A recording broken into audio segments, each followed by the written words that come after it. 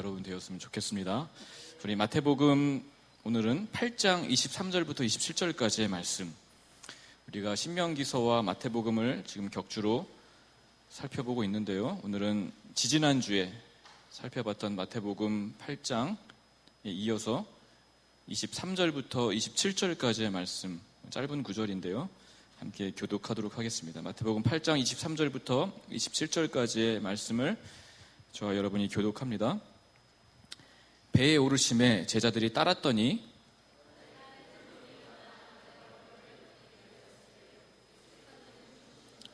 그 제자들이 나와 깨우며 이르되 주여 구원하소서, 우리가 죽겠나이다.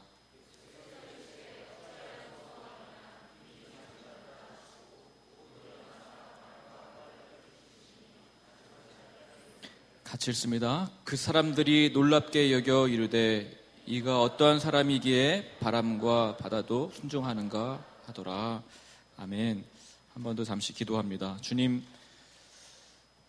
종의 연약함을 가리워 주시고 우리 주님께서 이 자리에 종을 통하여 말씀하여 주시기를 원합니다.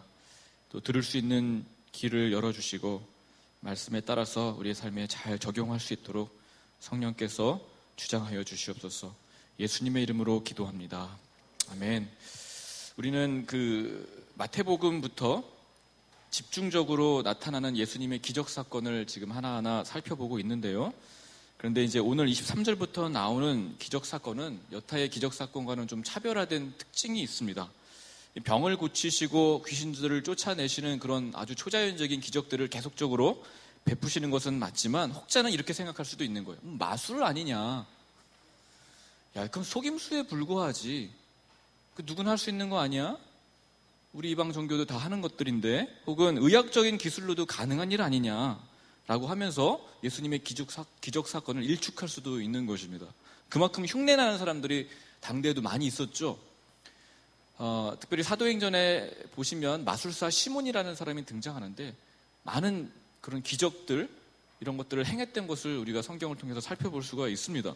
오늘날 특별히 이제 기독교는 물론이거니와 다른 이방 종교나 또 이단들까지도 이런 병을 고치거나 영들을 쫓아내는 그런 초자연적인 기적 사건들을 종종 행사하게 되어지죠. 이 기적은요, 그렇기 때문에 기독교만의 어떤 전유물이라고 보기는 어렵습니다.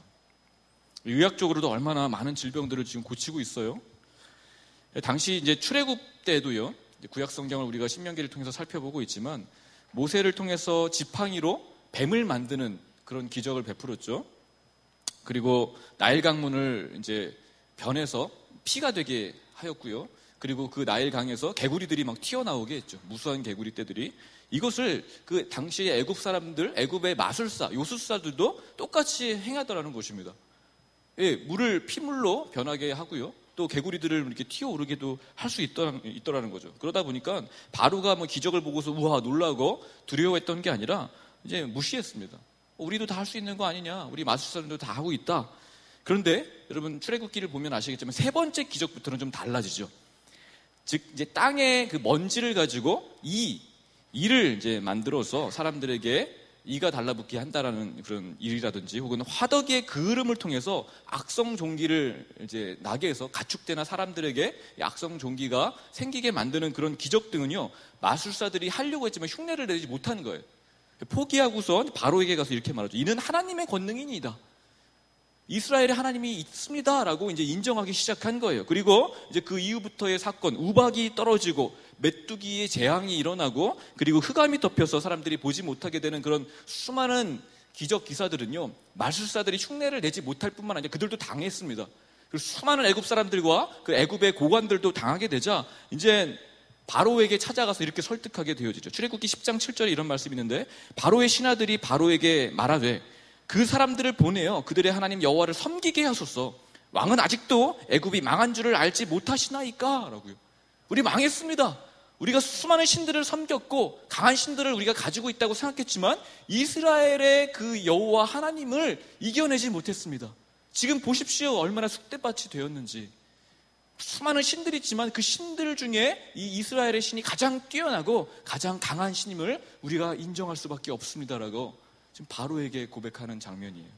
마찬가지로 오늘 본문에도요, 그런 어떠한 마술사들도 흉내낼 수 없는, 의학 기술로도 수많은 과학 어떤 문명으로도 흉내낼 수 없는 차별화된 기적이 등장하는데 바로 자연계의 기적이에요. 이 마태복음에 처음 등장하는 지금 자연계의 기적입니다.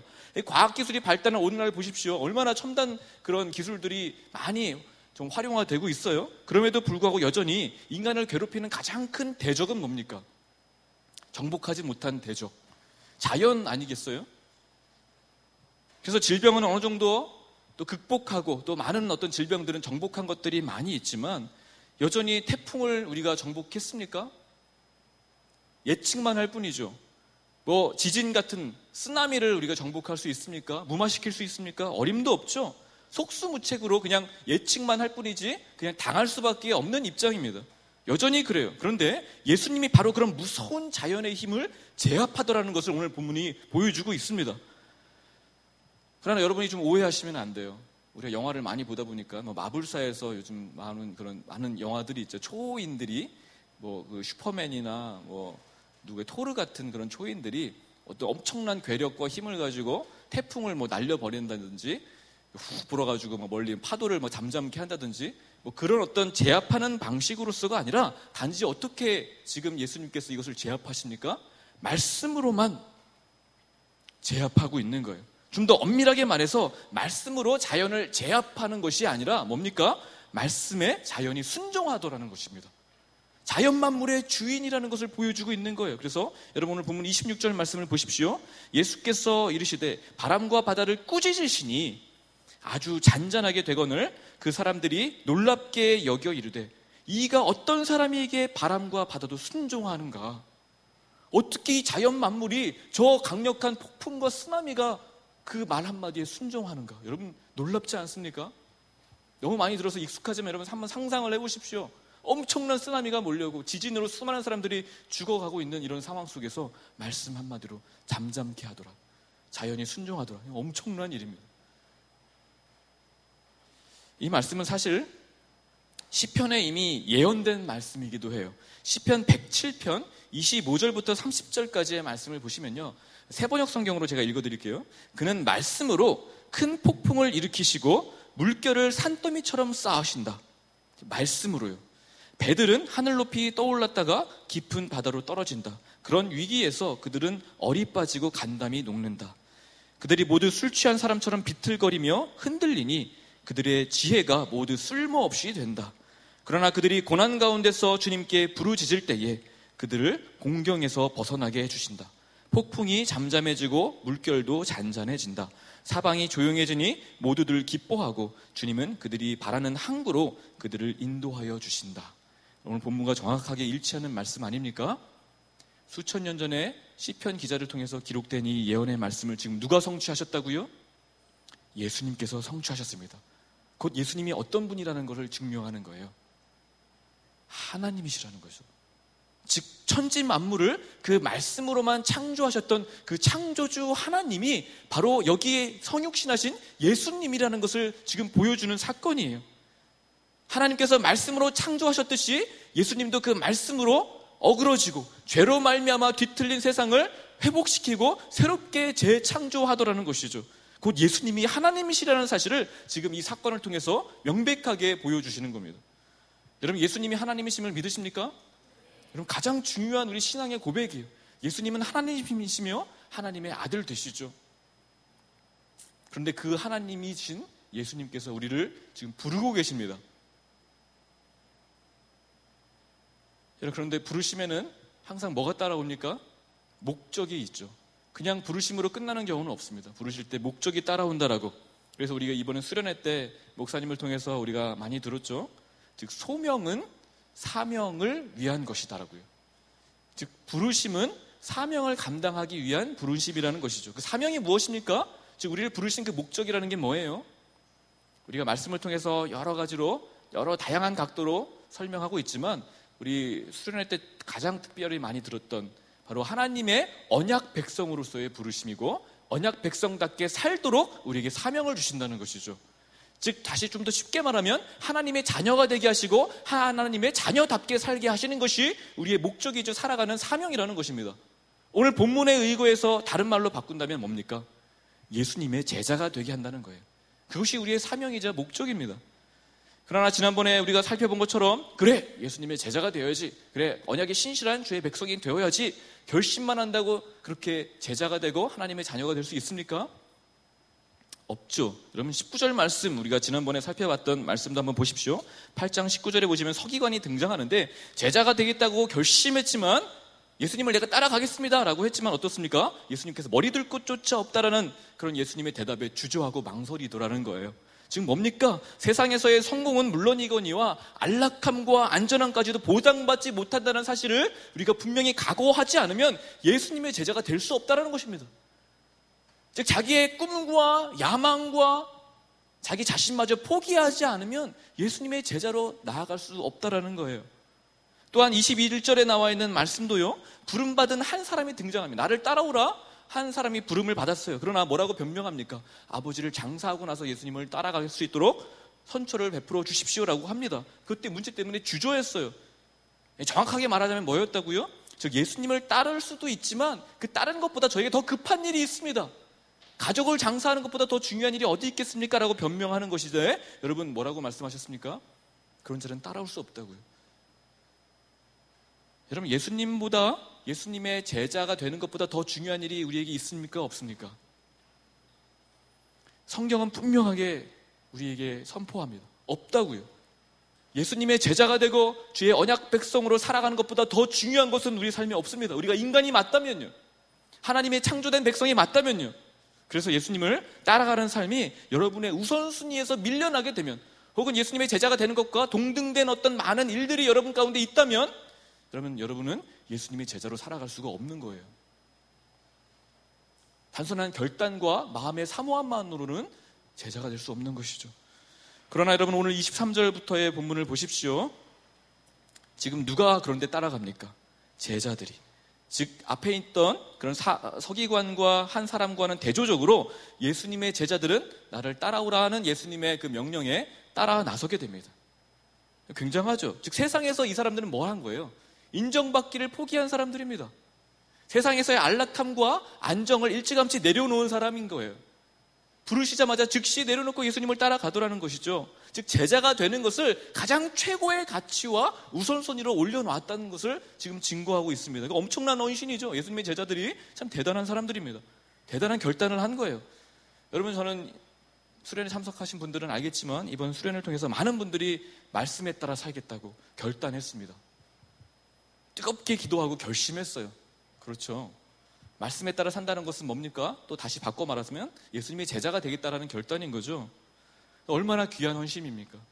자기를 포기하고 자기의 어떤 꿈과 또 안락함을 포기하고 비록 고난의 길이지만 따라가겠다라고 마음에 결심을 한 거예요. 그럼 앞으로 무슨 일들이 그의 삶 가운데, 결단한 우리 형제 자매들 또 저의 삶 가운데 일어나야지 마땅하겠습니까? 예수님을 따라가니까 그 만왕의 왕, 만유의 주, 모든 이름 위에 뛰어난 이름 되시고 신들 중에 신이시고 모든 우주 만물을 통치하시는 그분을 따라 나선다면 여러분 무슨 일이 있겠어요? 승승장구하겠죠. 형통하겠죠. 잘 풀리겠죠. 잘 되겠죠. 순풍에 돛단 듯 그렇게 인생의 모든 문제들이 하나하나 풀려가는 그런 기적을 우리가 경험할 수도 있을 것입니다. 그것을 우리가 기대할 수 있지 않겠어요? 사실 그렇죠. 내 힘으로 살 때는 참 실수가 많았습니다. 다른 거짓된 우상을 우리가 믿고 의지할 때는요, 많은 실패들이 있었죠. 수많은 그런 우여곡절과 시행착오를 반복해서 겪어야만 했습니다. 얼마나 낭비가 많았어요. 그런데 나를 가장 잘 아시고 나를 사랑하실 뿐 아니라 나를 책임져 주시는, 실수가 없으시고 전능하신 그 예수님을 따라가니, 예수님과 함께하니 우리가 앞으로 시행착오가 있겠습니까? 모든 것을 계획하시고 철저하게 우리의 삶을 인도해 가시는 그분의 계획과 스케줄에 따라 우리가 발맞춰 나간다면 우리는 시행착오할 일이 없는 거예요. 모든 하루하루의 삶이 주님의 뜻 가운데 있으니까요, 우리는 평탄하고 모든 것이 완벽한, 그야말로 요셉과 같은 그런 형통한 인생을 살아가게 되지 않겠습니까? 그럼 그걸 기대할 수가 있는 거예요. 그런데 실제로 어떻습니까? 오늘 본문은 그것을 아주 명료하게 보여줍니다. 그렇게 예수님을 따라갔던 우리는 포기합니다. 우리는 그 서기관과 그 한 사람과 같지 아니하고, 비록 주님께서 가시는 길에 안락함이 없고 편안함이 없지만 나에게 중요한 일들을 내려놓고 가족마저도 내가 포기하고 주님을 따라 나서겠습니다 했던 제자들에게 이 엄청난 헌신과 결단 이후에 어떤 일이 등장하게 됩니까? 23절 보십시오. 배에 오르심에 제자들이 따랐더니 바다에 큰 놀이 일어나 배가 물결에 덮이게 되었습니다. 큰 풍랑을 만나서 배가 전복될 위기에 처하게 된 거예요. 여러분, 여기서 우리가 무엇을 분명하게 배우게 됩니까? 예수님을 믿고 제자가 된다고 해서, 비록 그분이 하나님의 아들이시고 전능자이시긴 하지만 예수님과 함께 동행한다고 해서 다 잘 되는 것은 아니라는 거예요. 제자들이 폭풍우를 만나듯이 무서운 시련이 예수님과 동행할 때에도 우리에게 임할 수 있다는 것을 본문은 우리에게 교훈하는 것입니다. 예수님 잘 믿어도요, 우리는 병에 걸릴 수 있어요. 예수님 정말 잘 믿어도요, 갑작스러운 그런 사고를 당해서 모두가 고통을 당할 수가 있습니다. 예수님 잘 믿고 헌신하여 따라가는데도요, 우리가 하는 그런 취업의 문제와 사업에 실패할 수도 있단 말이에요. 분명히 나는 헌신하고 모든 말씀에 따라서 순종하고 있음에도 불구하고 학업이 잘 안 되고요, 또 연인과도, 또 제가 사랑하는 사람과도 이별할 수도 있더라는 거죠. 우리 청년의 때 그런 일들을 많이 경험하지 않습니까? 그래서 무척 당황하게 되죠. 부끄럽지만 참 제 경험을 얘기하면, 저도 막 회심했을 때 진짜 막 불이 타올랐거든요. 저도 수련회 때 아주 뜨겁게 주님을 만나고 나서 아주 무섭게 말씀을 읽고 또 많은 시간 기도하고 전도도 참 열심히 했던 기억이 있습니다. 나중에는 막 선교사가 되겠다고 제가 각오를 하고요, 학업을 마칠 때까지 기다려서 실제로 선교를 나가기도 했죠. 그러면 최소한요, 하나님께서 책임져 주셔야 되지 않겠습니까? 자녀의 그런 모든 헌신을 기쁘게 받으시면서 최소한 제가 필요한 어떤 양식과 특별히 결혼 정도는 좀 책임져 주시지 않겠는가 확신을 했죠. 그래서 많이 기도하면서 너무 확신이 들어가지고요, 당시에 제가 좋아하는 자매에게 아주 믿음으로 대시를 했다가 아주 보기 좋게 차였습니다. 거절을 당하자 막 너무 막 이게 차였다라는 부끄러움과 창피함보다는요, 뭐 이해가 안 되는 거예요. 분명히 맞는데 바로 뭐라고 말씀하셨어요? 너희는 먼저 그의 나라와 그 의를 구하라. 그리하면 이 모든 것을 너희에게 더하시라. 이 모든 것 안에 결혼이 포함되지 않을까요? 분명히 있다고 저는 확신했기 때문에 이 모든 것에 결혼이 있으니까는 분명히 좋은 자매, 지금 이 타이밍이 딱 맞거든요. 지금 만나서 결혼을 해야지 딱 가야 되는 그 너무나도 중요한 시점인 것을 저도 알고 하나님도 안다고 저는 생각했습니다. 도대체 이게 뭐예요? 하나님, 지금 이 타임 맞잖아요. 기도할 때도 확신을 주는 거예요. 맞다라는 마음이 막 자꾸 드는 거예요. 조심하셔야 되는데, 형제님, 음성을 자꾸 잘 들으면 안 되는 거예요. 어쨌든 간에 이제 이런 상황 속에서 제가 다시 한번 기도하는 가운데 오랫동안 고민하다가 이런 결론을 내렸죠. 지금 나는 준비가 되었는데 하나님 나의 준비가 이 자매가 준비가 덜 되었나 보다.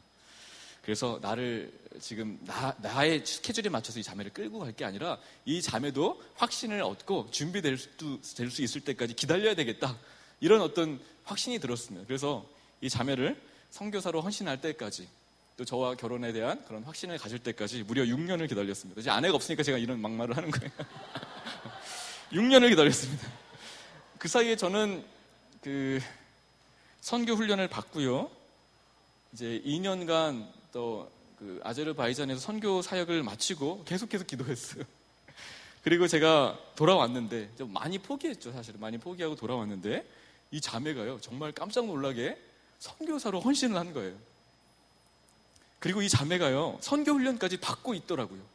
더 놀라운 사실은요, 이 자매가 이제 그 대학부에 선교 간사로 있었는데 저희가 이제 귀국했다는 소식을 알고 다른 사람을 통해서 제가 그 대학부 집회에 와서 선교 간증을 해주기를 부탁하게 된 것이죠.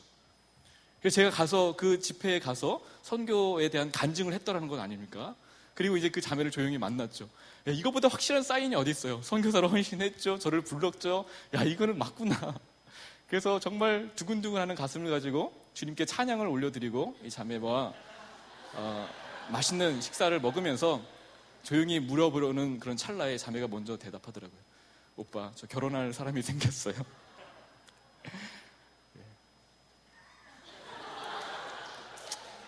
그래서 감사해요. 그래서 제가 사랑하는 아내를 만나고 이렇게 우리 아이들도 생기고, 지금 다 잊어버린 얘기인데 여러분의 이해를 돕기 위해서 말씀을 드린 겁니다. 안 된다는 거예요. 예수님과 헌신하여서 그렇게 동행하더라도 안 되는 일이 있더라. 그렇지만 저는 이제 짝사랑하다가 헤어진 그런 실현당한 형제님들을 아주 잘 위로할 수 있는 그런 준비를 갖추게 되었습니다. 오십시오. 제가 정말 제대로 위로해 줄 수 있을 것 같아요. 그래도요, 여러분, 이런 것들은 견딜 수가 있는데, 이런 시련의 아픔도 그래도 견딜만 한데요, 우리를, 믿는 사람을 더욱 지치게 만드는 것이 뭡니까? 여러분 아마 다 경험해 보셔서 알 거예요. 정말 힘든 것은요, 그런 시련과 고통이 아니라요, 24절에 나와 있는 말씀이죠. 여러분, 후반부에 뭡니까? 물결이 덮이게 되었으되, 그런데, 우리 원문에는 그러나라는 접속사가 포함되어 있어요. 그러나 예수님께서는 주무시는지라요. 아니, 이 중요한 시점에서 예수님마저 주무시더라는 거예요. 묵묵부답일 때 우리가 답답하고 낙심되는 것이죠. 힘들고 좀 어려워도, 그런 시련이 찾아와도 두려워 말라, 걱정하지 마, 내가 결혼시켜 줄게, 뭐 이런 얘기라든지, 걱정하지 마, 내가 너와 함께 할게, 염려하지 마, 도와줄게 라는 주님의 음성만 들을 수 있다면, 하다못해 내가 너를 사랑한다, 알지? 내 아들아, 사랑한다, 내 딸아, 이런 말씀만 내가 들을 수 있어도, 기도를 통해, 말씀을 통해서 확신만 가질 수 있어도 흔들리지 않을 것 같은데, 이게 없는 거예요. 도대체가 기도를 해도 꼭 벽에다 대고 기도하는 것처럼 정말 답답하고 아무런 감정도 느낌이 없을 때가 여러분 종종 있지 않습니까? 그런 거죠. 막 혼자 떠드는 것 같고요, 어떠한 위로나 평안도 느껴지지 않는 거죠. 성경을 봐도 막 여기저기를 뒤적거려 봐도 성경이 들어오지가 않아요. 와닿지도 않고 남의 얘기하는 것 같고, 지금 난 급해 죽겠는데 말씀이 살아있지는 않는 거예요. 난 분명 믿고 있는데, 간절히 기도하면서 말씀을 보는데도 말씀이 와닿지가 않아요. 여러분 그런 경험 없습니까? 지금 제자들이 당면한 고통이 이런 거예요. 분명 예수님과 함께하면 다 잘 될 줄 알았는데, 이런 거친 풍랑을 만났을 뿐만 아니라 예수님마저 상관하지 않으시고 주무시고 있는 이런 현실이 너무나도 힘든 겁니다. 예수님이 없는 것 같은 그런 부재를 경험하고 있는 것이죠. 여러분, 생각보다 이런 일들이 우리 가운데 자주 일어납니다. 신앙생활 해보신 분들을 다 알죠. 생각보다 많아요. 하루 이틀 정도의 부재가 아닙니다. 하루 이틀 정도의 기도 응답이 없는 것이 아니라 수년간 하나님을 경험하지 못하고, 그 주님의 뜨거운 임재와 말씀을 통한 우리를 위로하시고 격려하시는 하나님의 그 은혜를 경험하지 못한 채 견뎌야 하는 시간들이 생각보다 많은 거예요. 그런 시간 많은 성도들이 포기하고 신앙을 내려놓는 경우들이 무수하게 많이 있더라는 것이죠. 주변에서도 많이 보게 됩니다. 그러나 여러분, 그럴 때라도 오늘 말씀을 통해서 우리가 위로를 받을 것, 흔들리지 말아야 되죠. 낙심하지 말아야 되죠. 왜 그렇습니까? 지금 폭풍우 가운데에도, 그런 거친 물살 가운데서도 예수님은 여전히 배 가운데 함께 하시더라는 거예요. 마찬가지로 우리와 함께 하시더라는 것이죠. 볼지어다 내가 세상 끝날까지 너희와 항상 함께 있으리라는 예수님의 약속과 그 신실한 언약을 의지하십시오. 이 언약은 철회되거나 상실될 수 없는 분명한 하나님의 약속입니다. 우리가 수련회 내내 들었던 그 한 가지 말씀이 뭡니까? 베리트, 여러분 다 기억하시죠? 갔다 오신 분들은 언약입니다. 언약에 신실하신 하나님, 그래서 주님께서 말씀하시면 성취되는 거예요. 말씀은 곧 성취다라는 것을 우리가 귀에 못이 박히도록 들었죠. 말씀은 성취다. 주님께서 분명히 약속하셨습니다. 내가 너희와 항상 함께하겠다. 그래서 그 예수님의 이름이 뭡니까? 다른 이름은 임마누엘이에요. 주님의 제자가 결코 떠나지 않습니다. 비록 그러므로 명료한 지침이 없다 할지라도 이 선택의 순간 속에서 눈에 보이는 징조와 붙잡을 만한 확신거리가 없다 할지라도 말씀으로 주시는 마음의 위로조차, 감동조차 나에게 없고 건조하고 메마른 삶이 계속된다 할지라도요, 예수님은 여전히 우리와 함께 하심을 분명히 믿으시길 바라요. 그것이 얼마나 우리에게 중요한, 하나님께서 원하시는 그런 믿음의 모습인지 모르겠습니다. 다시 말해서 주님이 함께 하시는 한 그 배는 침몰되지 않는다는 거예요. 예수님이 함께 하셔도 문제는 발생할 수 있다고요. 어려움은 있을 수 있습니다. 사단이 공중권세 잡은 자를 저는 잡고 있는, 공생권세 잡은 그런 어떤 세상을 좌지우지하고 있는 한 세상에서의 시련은 우리가 피할 수가 없는 거예요. 그러나 문제로 말미암아 우리가 파손하지 않는 것이죠. 그런 어려움으로 말미암아 우리가 망하거나 거꾸러뜨림을 당하지 않습니다. 그것이 주님이 계신 인생과 주님이 함께하지 않는 인생의 엄청난 차이점입니다. 로마서 8장 35절부터 37절까지 바울은 그래서 이렇게 외치죠. 누가 우리를 그리스도의 사랑에서 끊으리요?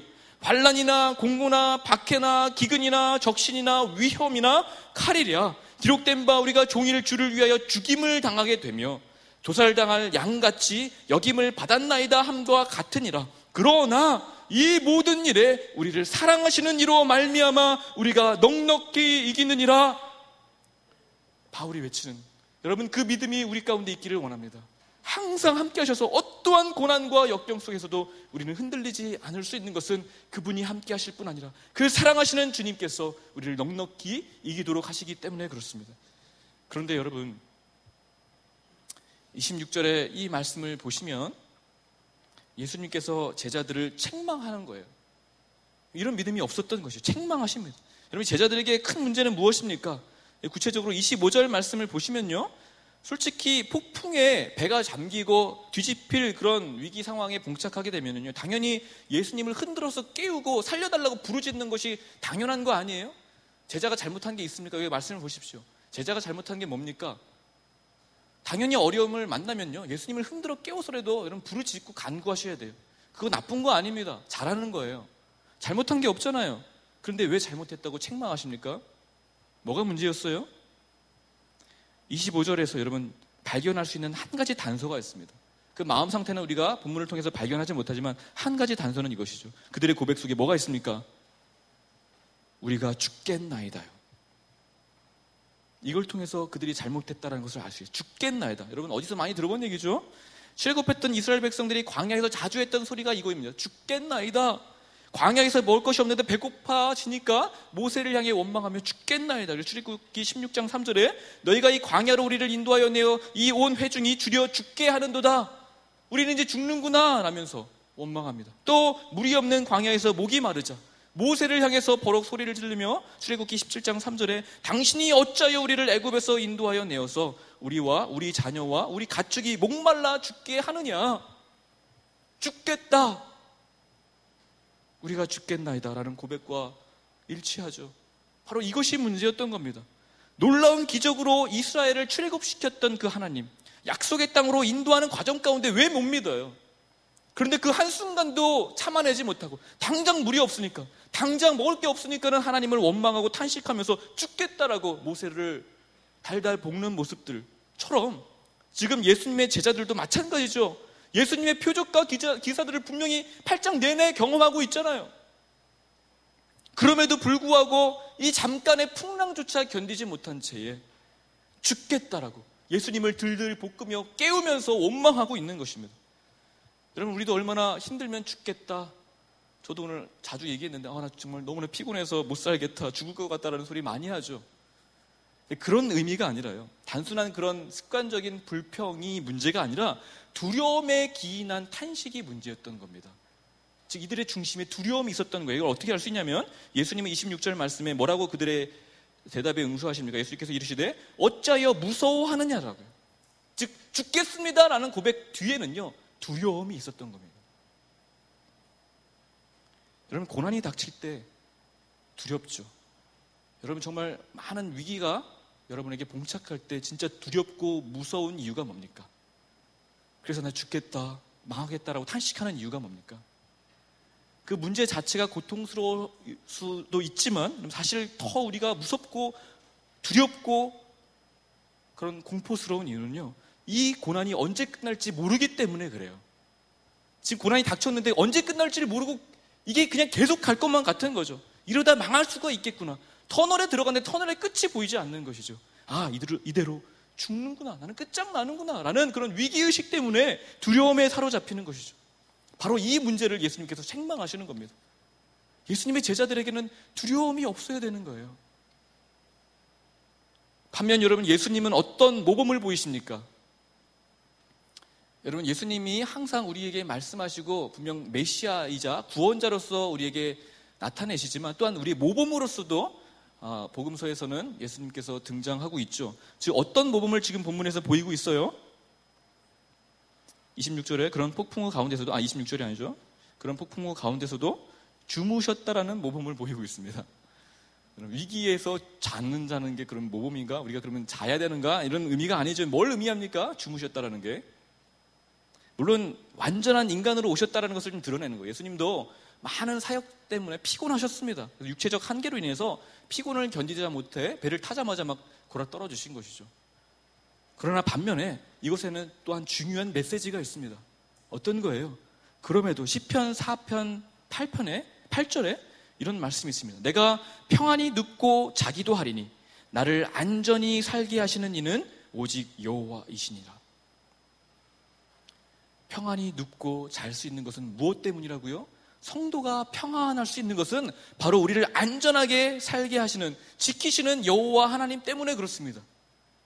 즉 예수님께서는요, 폭풍 가운데서도 그렇게 곤히 주무실 수 있었던 이유는 단지 피곤함 때문만이 아니라 아버지 하나님의 선하신 섭리를 확신하고 있었기 때문에, 그래서 그 내면 속에 바로 평안이 깃들여 있었기 때문에 가능했던 일이에요. 그것을 우리에게 대조적으로 보여주고 있는 것이죠. 우리가 복음서에서 등장하는 예수님의 행동을 주의 깊게 잘 관찰해 보시면은요, 분명히 발견할 수 있는 예수님의 중요한 현상 하나가 있는데, 예수님에게는 원초적인 평강이 그 마음을 지배하고 있었더라는 거예요. 그래서 아무리 핍박을 당해도, 여러분 얼마나 많은 고난과 말씀하신 것처럼 잠잘 곳이 없어서 그런 많은 고생들을 하셨습니까? 심지어 사랑하는 제자마저 배신을 하고 떠나가는 일들이 있었죠. 그리고 이제 곧 잡혀갈 수 있는 그런 포박당할 것을 아심에도 불구하고 예수님은 뭘 하셨어요? 제자들과 함께 유월절 만찬을 즐기며 기뻐하시고 하나님께 감사했다는 장면이 수도 없이 나옵니다. 평안에 기인했던 거예요. 십자가에 달려 돌아가시는 그런 너무나도 고통스러운 순간에서도 예수님은요, 막 분노하거나 억울함을 호소하거나 좌절하지 아니하시고 자신의 영혼을 잠잠히 하나님께 맡기면서 괴로움 가운데서도 자신을 십자가에 못 박은 그 원수들을 용서하시더라는 겁니다. 여러분, 이건 뭘 보여주는 거예요? 그분은 하나님이니까 가능한 것만이 아니라 하나님께서 사랑하시는 그런 제자들에게 요구하시는 바로 마음의 평강이 있기 때문에 가능했던 것입니다. 그래서 예수님께서 부활하신 후에 제자들을 찾아오시자마자 첫 번째로 하신 그 첫 마디가 뭔지 기억하십니까? 너희에게 평강이 있을지어다. 그냥 인사말이 아닙니다. 요한복음 14장 27절에도 이런 말씀이 있어요. 평안을 너희에게 끼치노니 곧 나의 평안을 너희에게 주노라. 내가 너희에게 주는 것은 세상에 주는 것과 같이 아니하니라. 너희는 마음에 근심도 말고 두려워하지도 말라요. 세상과 다른 하나님만이 주실 수 있는 모든 것을 초월한 참된 평안을 우리에게 주신다고 약속합니다. 그러므로 여러분, 어떤 위기를 만나더라도, 어떤 문제 앞에서도 우리가 두려워하지 않고, 두려움은 하나님께서 주시는 마음이 아니죠. 공포심과 무서움은 주님께서 기뻐하시는 우리의 그런 마음 상태가 아닙니다. 이 믿음의 근거에서 평안할 수 있게 되기를 바랍니다. 이사야서 26장 3절에 그래서 주께서 심지가 견고한 자를 평강의 평강으로 지키시리니 이는 그가 주를 의뢰함이라. 하나님이 어떤 분이신지를 분명히 알고 그 주님을 의지하며 의뢰하며 그 주님과 동행하는 자들에게 하나님께서 주시는 세상이 감당할 수 없는 그런 참된 평강이 우리의 마음을 지배하게 될 줄 믿습니다. 그래서 바울처럼요, 사방으로 우겨쌈을 당하여도 쌓이지 아니하며 답답한 일을 당하여도 낙심하지 아니하며 박해를 받아도 버림받지 아니하며 거꾸로뜨림을 당하여도 망하지 아니하는 그런 참된 평강을 가진 예수님의 제자로 저와 여러분이 우뚝 서 가시기를 주의 이름으로 간절히 축원합니다. 또한 여러분, 제자들의 또 한 가지의 심각한 문제는 바로 26절에 나온, 바로 예수께서 어찌하여 무서워하느냐 하면서 뭐라고 얘기하죠? 믿음이 작은 자들아. 믿음이 작았다라는 것입니다. 여러분, 믿음이 작았다는 게 무슨 뜻이에요? 일전에 믿음에 대해서 충분히 설명했지만 예수님은 마태복음에서 여러 차례 믿음이 작은 자들아는 그런 말씀을 언급하시는데, 마태복음 6장 30절에 오늘 있다가 내일 아궁이에 던져지는 들불도 하나님이 이렇게 입히시거든 하물며 너희일까 보냐 이 믿음이 적은 자들아. 그렇죠? 그리고 예수님께서 물 위를 걸어가시는 것을 보고 베드로가 막 뛰어듭니다. 그때 이런 장면이 있죠. 베드로가 대답하여 이르되 주여 만일 주님이시거든 나를 명하여 물 위로 오라 하소서 하니 예수께서 오라 하시니 베드로가 배 위에서 내려 물 위를 걸어서 예수께로 가되 바람을 보고 무서워하며 빠져가는지라. 그래서 소리질러 이르되 주여 나를 구원하소서 하니 예수께서 즉시 손을 내밀어 그를 붙잡으며 이르시되 뭐라고요? 믿음이 작은 자야 왜 의심하였느냐라고 말씀합니다. 또 마태복음 16장 8절에도요, 예수께서 아시고 이르시되 믿음이 작은 자들아 어찌 떡이 없음으로 서로 의논하느냐. 너희가 아직도 깨닫지 못하였느냐. 떡 5개로 5,000명을 먹이고 주운 것이 몇 바구니며 떡 7개로 4,000명을 먹이고 주운 것이 몇 광줄이었는지를 기억하지 못하였느냐. 여러분, 이 말씀 속에서 공통된 단어들이 뭡니까? 왜 믿음이 적은 자라는 그런 핀잔을, 책망을 들을 수밖에 없었습니까? 공통된 그 제자들의 현상들이 있었죠. 바로 의심하고 기억하지 못하고 염려했다라는 거예요. 이렇게 믿음이 적은 자들의 특징은 뭐라고요? 하나님을 아버지라고 분명히 부르고 있습니다. 지금 믿지 않는 사람들에게 믿음이 적은 자라는 얘기를 하지 않았어요. 그건 믿음이 없는 사람들이죠. 믿음을 가지고 있어요. 예수님을 따르는 제자입니다. 그러나 여전히 염려하고 있더라는 거예요. 두려워하고 있더라는 거예요. 즉 예수님보다 다른 현상들을 더 크게 보고 있더라는 거죠. 바꿔 말해서 제자들에게 염려와 두려움은 뭐예요? 믿음의 문제이지 현상의 문제가 아니라는 것을 교훈하는 겁니다. 세상 사람들은 그 현상 자체가 문제예요. 그러나 제자들에게는 그것은 문제가 되지 않습니다. 문제가 크건 작건 여러분 정말 죽을 위기에 봉착하던 그건 중요하지 않아요. 우리가 그럼에도 불구하고 두려워하고 염려하는 것은 그 문제 자체가 아니라 우리가 믿음이 없다는 거죠. 그래서 예수님께서 그 문제가 크다라고 지적하지 아니하시고 제자들에게 정확하게 문제가 아니라 바로 너희의 믿음을 지적하고 있는 것입니다. 믿음이란 뭐예요? 하나님이 살아계심과 하나님께서 어떻게 우리를 사랑하신지를 인정하는 거라고 우리는 수련을 통해서 들었습니다. 근데 단순히 인정만이 아니라 동의하는 정도가 아니라 그렇게 동의하고 인정해서 전적으로 송두리째 우리의 삶을 의탁하는 것까지 나가야 됩니다. 의탁이에요. 그런데 믿음이 작다라는 것은 뭘 의미하는 거예요? 이 의탁이 부분적이라는 것이죠. 분명 제자가 많습니다. 예수님 믿어요. 많은 분들이 믿죠. 저도 믿습니다. 그런데 다 의탁하지 않은 거예요. 생계 문제만큼은 의탁할 수가 없는 거예요. 먹고 사는 문제만큼은 내 생명만큼은 내가 지켜야 된다고 생각하는 거예요. 그래서 부분적으로 의탁했지 전부를 의탁하지 못했던 그 믿음 없음을 주님께서 책망하시고 그 믿음 없음 때문에 맡기지 못한 채 살아가는 그런 어정쩡한 신앙생활로 말미암아 문제가 닥칠 때마다 염려하고 근심하고 두려워하는 겁니다. 그래서 우리가 기도할 건 뭐예요? 문제를 해결해 주십시오. 도와주십시오. 이 문제를 해결을 위해서 씨름할 것이 아니라 우리의 믿음을 놓고서는 기도해야 된다는 거죠. 그러므로 여러분, 예수님께서 원하시는 제자는 예수님이 어떤 분인지를 분명히 알 뿐만 아니라 삶의 전부를 의탁하는 데까지 나가야 합니다. 큰 일만이 아니라 여러분 작은 일까지도 전부 의탁하며 내어 맡기며 여러분 주님과 동행하는 그런 믿음의 삶을 살아갈 수 있게 되기를 주의 이름으로 간절히 축원합니다. 우리가 많이 찬양을 했었는데 고난 중에 주의 음성 들을 수 없다 해도 또 참된 진리 되심 나는 주님을 붙드네. 폭풍이 몰려와도 험한 길을 간다 해도 믿음의 두 손을 들고 주를 신뢰하겠다라는 이런 고백 여러분 저와 여러분이 할 수 있었으면 좋겠습니다. 기도하겠습니다. 하나님 아버지, 주님께서는 항상 함께 하셨다고 언제나 너희와 함께 하겠다라고 약속하셨습니다. 이 약속을 의지해서 우리가 비록 예수님을 따르더라도 당면하게 되는 많은 문제와 어려움 앞에 심지어 감정적으로 충만하지 않고 마치 주님이 없는 것과 같은 그런 부재와 건조함이 메마름이 우리에게 있다 할지라도 우리가 낙심하지 아니하고 포기하지 아니하고 하나님 두려워하지 아니하고 주님만을 바라보며 믿음으로 승리할 수 있도록 인도하여 주시옵소서. 귀하신 주 예수님의 이름으로 기도하옵나이다. 아멘. 우리 이 시간 다